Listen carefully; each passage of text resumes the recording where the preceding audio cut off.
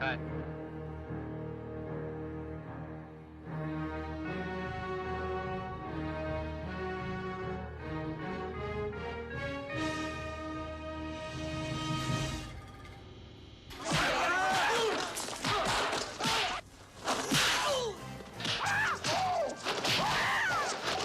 What do you know about Han? We are investing in corruption. We know everything. We can prove nothing. We want you to go in there as our agent. Get us our evidence.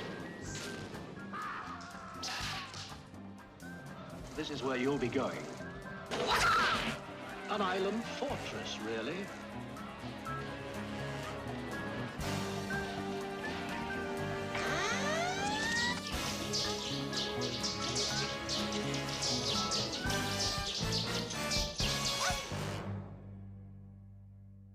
Sterling Silliphant called me up one day and she says, Have you met, do you know Bruce Lee? I said, who? No, I don't know Bruce. Well, he's the greatest there is. Absolutely greatest instructor. He's brilliant. You got to meet him. I said, oh, well, yeah, sure, okay, I'll meet him, you know. We were just getting started and having been executives at Warner Brothers, and Sterling Silliphant and James Coburn came to us with a script called The Silent Flute that Sterling had written for Bruce to star in. And then Bruce and I became great friends. I mean, we went out, we went to dinner, we talked about martial arts. He showed me some of the films, and I got very interested in the Chinese fighting thing, which never came over to America. And we couldn't get anybody at Warner's interested in doing it. Nobody was interested, really, in a Chinese lead. And he was really anxious to become an American television star. He wanted to be a star. I mean, he was just driven to that stardom. I said, there is no way, Bruce, that you're going to ever get to really be seen here in America unless you have a piece of film. And it's not just the Green Hornet, that's television. Bruce was too much for television.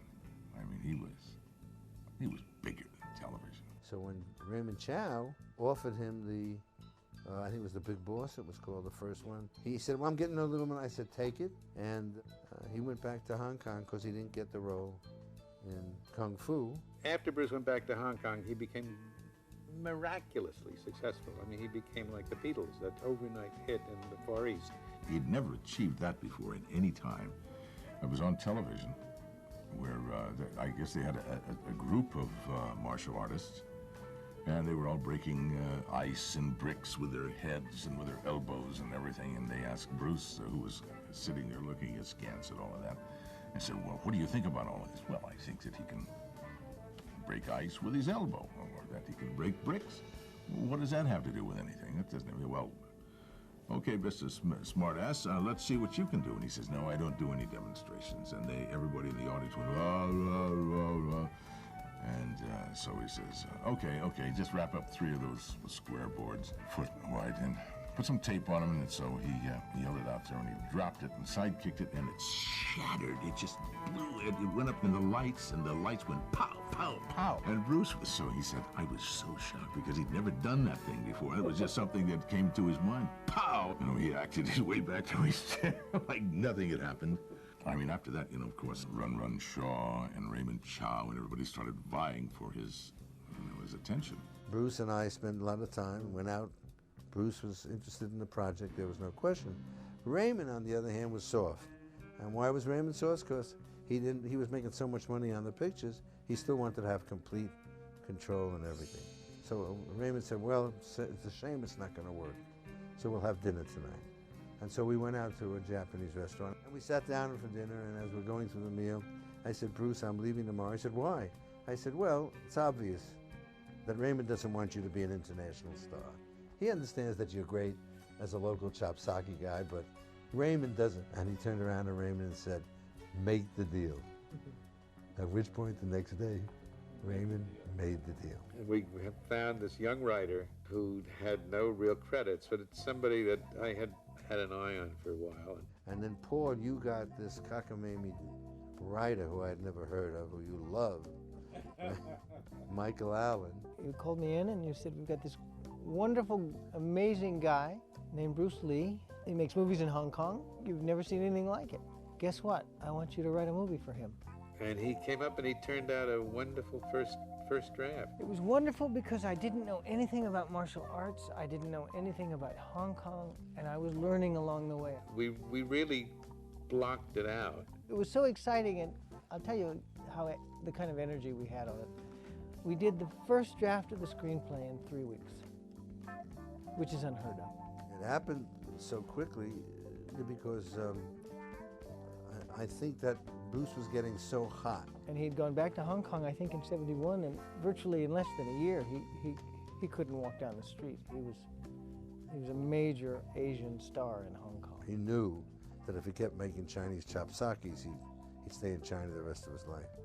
And he was anxious to show Coburn and McQueen and all the rest that he was an international, star. We wanted to present him as this incredible force of nature. It was designed and executed for a particular star in a genre. And it had a real purity in that sense. But he needed to be one of three. He needed to be the coolest of three heroes. And we worked very hard, consciously creating an international kind of movie that would present Bruce properly.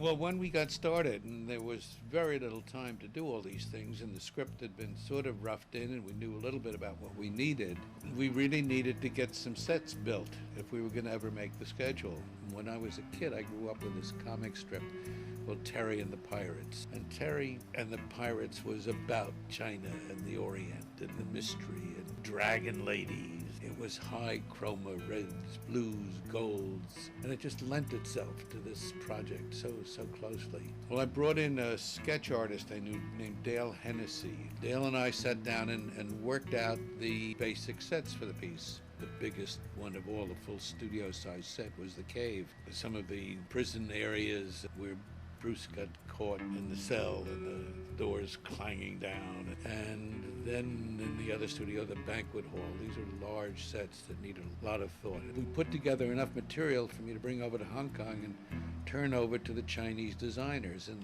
they in turn took it and interpreted it, and I think did an outstanding job.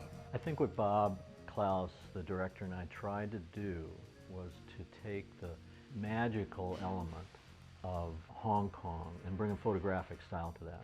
Sometimes you'd look down a hallway and not see anybody until they came into the light. And I remember Bob was very insistent that he wanted it to be absolute black and then come into the light. And lighting-wise, that's kind of a challenge. Rather than light the whole cave, we used pools of lighting to try to make it very dramatic. We used smoke to sort of haze it out. Bob did this very neat shot from up above, and looking at it, it was kind of blah. It was just a bunch of people walking around down there. So someone had the idea to get like 100 bird cages. So we'd shoot through the bird cages, so you couldn't really see what was going on. You didn't really know who these people were, what was going to happen. So what we try to do, lighting-wise, is to add to that, to make it dramatic, to make it exotic. Freddie and I talked about this at length, and the big problem is, how do you have a film loaded with action in a contemporary situation where the hero has no guns? Now, why doesn't somebody pull off 45 and bang, settle it? No guns. Han would never allow guns on the island anyway. He had a bad experience with them once, and he's fearful of assassination. Can't really blame him. Any bloody fool can pull a trigger. I guess I won't need anything. And the villain creates the hero. You need a really sensational, I wanted Han to be the devil.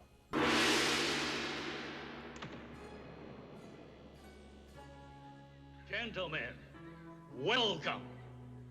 You honor our island. But the devil who believed in something and was dedicated to it, which is the worst kind of villain. We create ourselves through long years of rigorous training, sacrifice, denial, pain.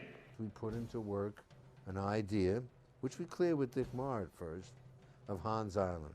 Hans Island never really existed. I mean, We needed to establish an island in the film. One of the actors was a pilot. We took off in his little single-engine plane, took the door off, I got my camera out, and we started taking pictures of islands, took pictures of mansions, and put them all together into one composite photograph that became the Hans Island of the film. The pilot of the plane was Roy Chow, who played the monk in the monastery at the opening. And by the way, we shot that on a tennis court. Well, we found a series of step tennis courts that were just marvelous. But nobody notices. If you look closely in the film, you'll notice the lines on the greenery. We had to paint them all over with green. I mean, they don't look like tennis courts. They look like fields where a man like Han would be working with his army of martial artists. I was used to crews from Hollywood that were very experienced. And so the crew was like the equipment taking a step back in time. The lab we used for developing the film was the filthiest place I've ever seen. Cobwebs hanging, dust inches thick. How we got a film that looks like the film we got out of there, I will never know. And the tools for lighting were very simple. In Hollywood, you had a lot of tools to control light. And over there, I think we had window screen, black paper, rope, and clothespin. I think the most difficult part of it was that we had come up with a very ambitious film, and we worked very hard to pull it off. The whole electrical crew didn't speak any English, and so I tried to get a communication going there. When we started, all we had was Chinese crews. So I got about 10 words of Chinese and wrote them on a little card, you know, like turn the light on, turn the light off. The whole process was slower than we had hoped for. I mean, the biggest problem was communication. Obviously, my Chinese wasn't very accurate because most of the times when I would say something, they just thought it was the funniest thing in the world. As we went along, we learned about the crew, they learned about us, and we came up with a very positive way of making things work. But we had a very good time, and they were very hardworking. And once we actually started doing things where we would turn a light on and I would go over and show them what we wanted, they were very accommodating. The skill of the Chinese craftsmen working at things that they knew how to do was just outstanding. Bob had an idea for the island when we came there to sort of fill up the frame with a lot of flags. So we had some flags made, and then we needed some flag poles. Well, there weren't any, so we had them made. I'll never cease to be amazed when this old man came in with a bag of plaster, some sticks and wire, and at the end of the day there'd be a 4-foot temple dragon or a 6-foot statue of a Chinese warrior. And they just did a wonderful job. I mean, the casting of the film was really kind of amazing. We selected John Saxon because we had heard that he was very interested in martial arts. The interest in karate was spreading all over the place. That was the reason why I decided to do it. I was surprised at how good he was. Yeah. Talking over how to do the scene in the golf course with Bob Klaus and Fred Weintraub, I felt I had to demonstrate to them what I meant. So I began doing all kinds of leaping kicks that I could do at that time, you know, scissor kicks and so on. I know he worked really hard during the shooting. But I felt that I had sufficient preparation, I thought, to do a movie, you know. I was a little overestimation. Yeah, I think when he got to Hong Kong, he really saw these guys working, and he was working every day. It was, I think, about 8 days of continuous fight scene stuff. I got to tell you, but after those 8 days, I had had enough of doing the karate movie. I didn't want to do any more of these fight scenes. I thought, come on, give me back to something that is a drama, that is an internal thing, an emotional sort of situation. I was glad it was over in those 8 days, yeah. Bruce had a lot to say. He had a lot of recommendations in terms of the martial artists, and we kind of deferred to him in the final choice because he'd be the one to work with them in their martial arts areas. He had worked with most of these guys in America. Bob knew Bruce, I guess, from competition. Bruce's and my relationship was slow in developing. In a way, we kind of had a tease each other, almost to say smart aleck things to each other, kind of a relationship for quite a while. There's no question there was some There was a competitiveness there. In the shooting of the film, when that accident with the broken glass happened, it got way blown out of proportion. We shot that scene several times, 8 times to be exact, the particular scene with the broken bottles. The problem was, believe it or not, a very simple thing. They didn't have breakaway glass in Hong Kong at that time. And then, you know, rumors feed on themselves. They don't have to have a lot of substance. They used regular glass in all their movies. And so each time we'd shoot the scene, I'd have to break the real bottles. And Bruce instructed me to take the jagged edge of my right hand, which I had one in each hand, but lunge with the right hand at his right pec. And Bruce's words were, "Come at me as fast as you can." And Bruce insisted that the action be so realistic. And he wanted to get it perfect. Everything had to be perfect with Bruce. It was a fraction of an inch, and Bruce got cut. And it was lightning fast. I mean, I just lunged as fast as I could, and whack, it was over. And Bruce had his right hand up, and he started to spin. And as he spun, he jammed his fist into the glass. No, it truly was an accident. Truly an accident. We were both there on the set. I saw it. You know, I told him how sorry I was involved. He said, "It's not your fault. Just one of those things that happened." One of the most interesting things about the selection of the actors was how we finally got Jim Kelly. It was really a last-minute thing, because what had happened is we had another actor signed on to do it. 2 days before we were ready to leave, this martial artist actor decided he wasn't going to go. And so we had to find somebody else. We went to the studio and saw Jim working. Down Yeah, on Crenshaw, I think it was. yeah. And at night we went down there and we saw Jim Kelly working. He looked great. And 2 days later, He was on the he was plane. on the plane. You know what was going on, and it was fast. One of my most favorite players was Angela Mao, who played Bruce's sister. She was so petite, so darling, and what a martial artist. And we saw her in a film that she had played the lead in when we were in Hong Kong. And when she was presented to us, we flipped over. And she was so cooperative and such a good actress. Paul and I, we just saw this guy. He just looked so wonderful. And then he took his shirt off. You knew he had to be in the movie. Well, Peter Archer was in Hong Kong, I believe, at the time that we made the film. And that's where I came in. I was a local martial artist and a foreigner on the spot. But he was really quite good, and I loved the scene in the boat. There was a boat scene on a junk heading out of Aberdeen Harbour, and one of the things that this particular scene called for was for me to jump off the deck of the junk and into this little dinghy. I think I was out there on the boat at that time. Yeah, you were. I was out there, and Bruce was really pissed at him a little. Something had happened between the two of them. But I was being towed behind the junk at the end of a long rope. And he wasn't supposed to stay out there that long on the boat. And Bruce made the kids not bring him in so fast. And this chap on the bullhorn on the back of the junk was saying, "Pull on the rope, pull on the rope." Get mad. So I'm shaking my fist and pulling on the rope at the same time as the bow of the dinghy was disappearing under the waves. So. Whatever happened to the boy? Tong Wei, the boy who played the little boy from the monastery. Whatever happened to him? He's a director now. He's an important director in Hong Kong. 其實就係咁噶，因為我哋最初我嗰陣時做緊 stunt 噶啦，咁有一個叫關正良師傅，咁佢哋話俾我聽，佢哋沙龍公司佢哋需要一個後生仔做一個咁樣嘅演員，咁就揾咗我去咯。咁我本身係 stunt 嚟，咁啊好細個咁做 stunt 咁樣去咯，咁試咗，咁俾個導演睇，咁導演 OK 咁做。We were all packing it in and going home, and Bruce, by that time, was so wound up he didn't want to quit. And he invented that little scene at the monastery. But I think after he saw some of the rushes of the film, he got real excited and went back and shot that. Yeah. For that one, he called Sammo Hung. Sammo was one of his old good friends. And then after he shoot again of that, halfway they stop. They stop. They shoot. And then they drag it. They find me. Then they call me. I want you to be my movie. Fight with me. Then we rehearsal. We don't do anything. We just talking. Give me punch. And I punch you. Yeah, I block you. Okay. Yeah.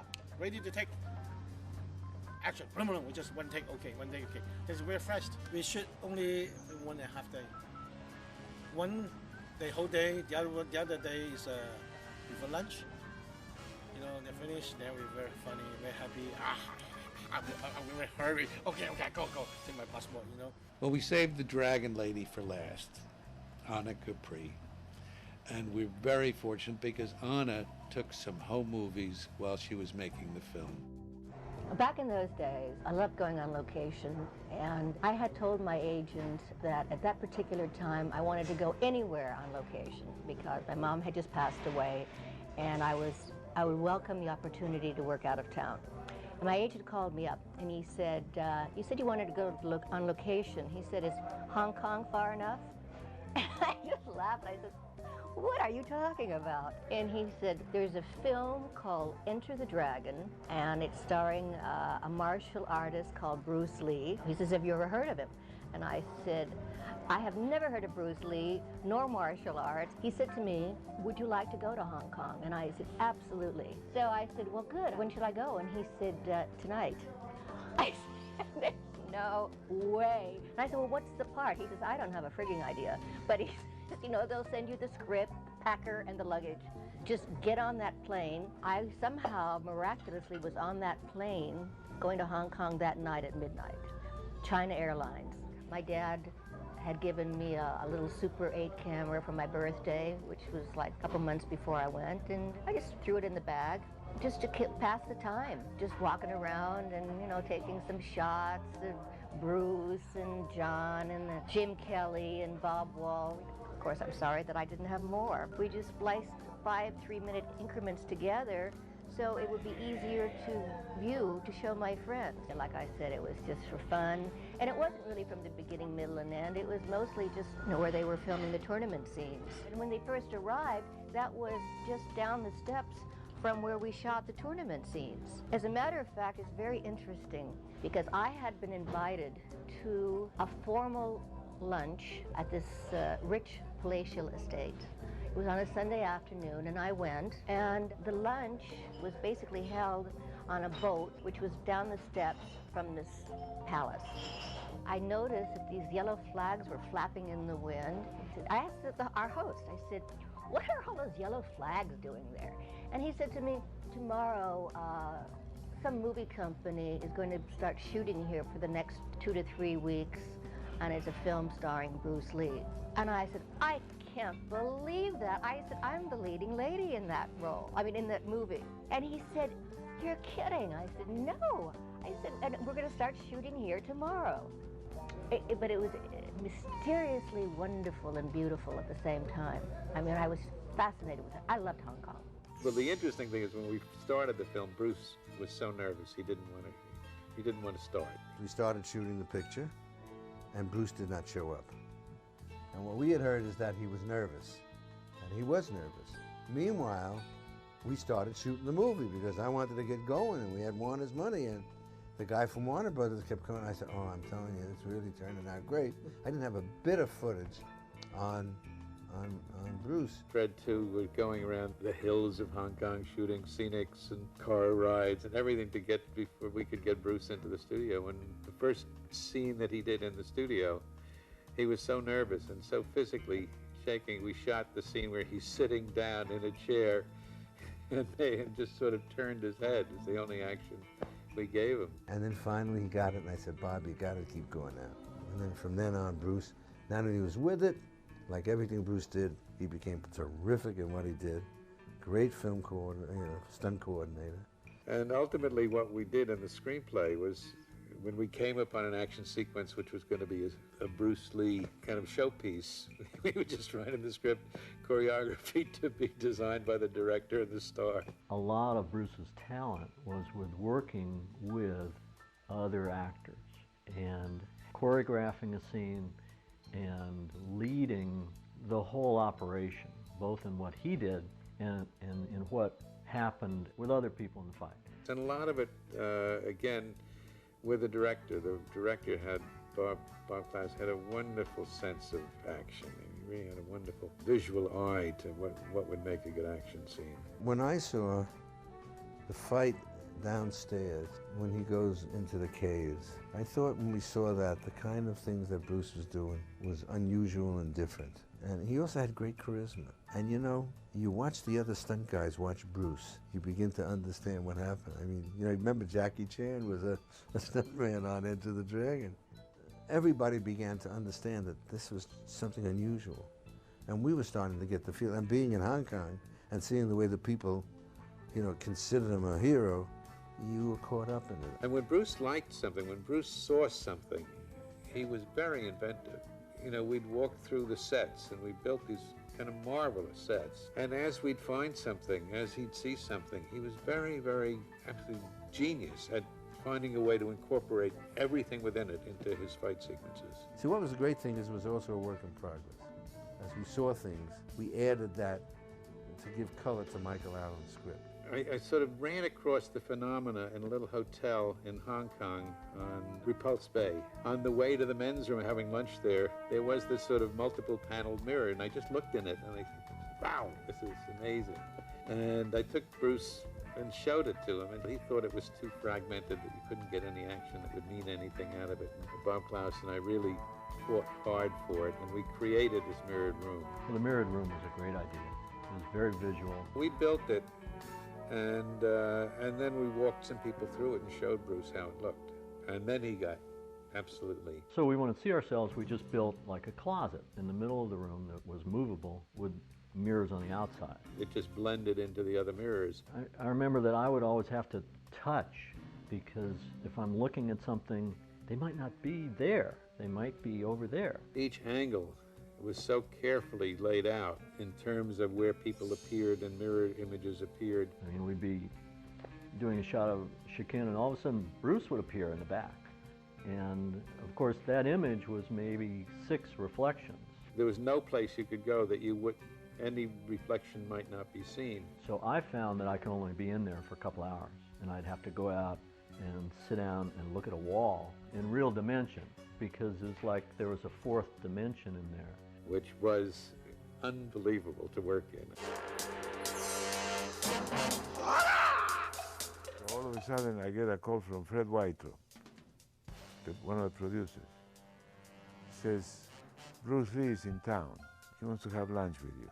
I wanted to meet him, but I didn't know what to talk to him. Well, Lalo had done that marvelous score for Mission Impossible. And then he said, the reason I wanted to meet you is that I practice in my dojo in Hong Kong with the rhythm of your music of Mission Impossible. He had the most unusual instruments.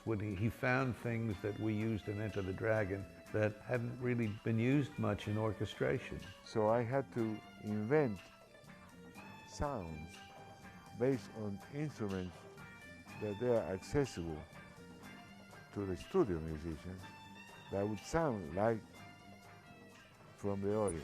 We wanted it to be modern, but to have a little Chinese, but not have a Chinese score. And I accomplished that. That was a great satisfaction. Premiere at Groundman's was exciting and sad at the same moment. Of course, Bruce had passed away by then. Before the opening, we had a Chinese dragon race down Hollywood Boulevard. Hollywood Boulevard. You remember that? One dragon from San Francisco and one dragon from LA. But it was all due to Bruce. I mean, you have to understand, everything emanated from the fact that we caught a star. And I don't mean star, movie star, I mean a comet. A comet, yeah, right. And it was a shame that he wasn't there at the opening to see it. The regret that I think we have at this moment is that Bob Klaus isn't here with us anymore to be part of this. Without Bob, I don't think Enter the Dragon would have been the film it is, and certainly would have been nothing without Bruce. Bob had a gentleness and an ability to see what Bruce could do.